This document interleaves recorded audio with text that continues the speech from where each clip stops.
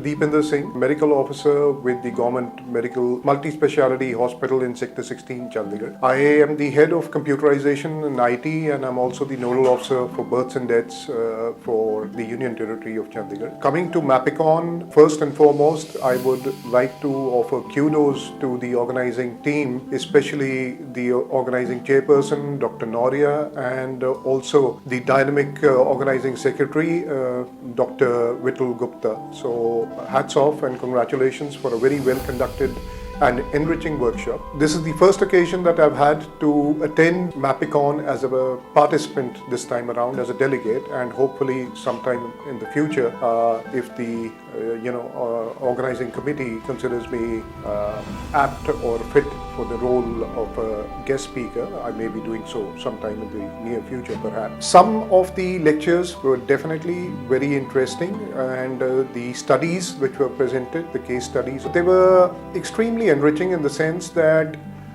some of them mention about statistically derived at facts and figures, so that is kind of irrefutable. So it helps to the further understanding and progress of the certain diseases that have cropped up in the recent past, such as during the pandemic itself, and the sequelae that we have faced with. So that being one, the treatment modalities, etc., some of the cutting edge equipment, etc., which I was surprised to know is the latest surgical units which are available at AIIMS Bathinda. So it's very creditable for the government to be providing it at one of the relatively nascent and early AIIMS units that are being set up across the country. And having said that, the emphasis these days is on non-communicable diseases. As we all know, that the burden of disease has shifted from the early part of infectious disease to non-communicable diseases. The morbidity and mortality due to non-communicable diseases stands at almost 60% now, vis-a-vis the case being extremely different if we were to go back into the 1950s or early 1960s, from when gradually the trend started shifting towards the present scenario. So yes, there have been a lot of lectures on hypertension and its control. One of the guest speakers, Dr. Zakaria from Kerala, from Thrissur, spoke about young hypertensives, an extremely important subset of the overall populace. So as we know, the end organ damage due to most of non-communicable diseases, whether it be diabetes mellitus, whether it be hypertension, end organ damage remains more or less the same. So the earlier we either due to lifestyle modifications, exercise, dietary control, and abhorrence of certain substances, whether it be alcohol, whether it be tobacco or nicotine consumption in the form of smoking or vaping or even chewing tobacco, etc. The earlier one abhors it and tries to get back on track. I mean to say, young people should be more amenable and should not be that careless about their health concerns.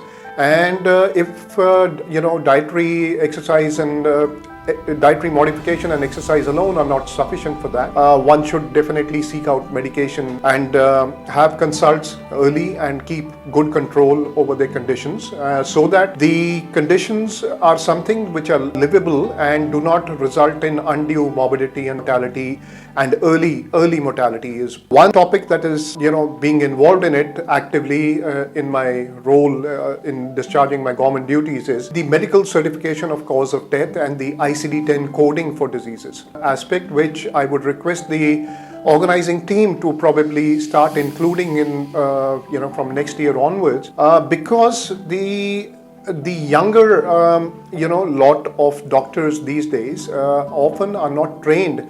They are doing duties in emergency, they are certifying patient deaths in wards in the hospital settings. But one sees very often that the medical certification of cause of death, or the MCCD Form 4, which is a WHO standardized form across the world, is not filled up correctly.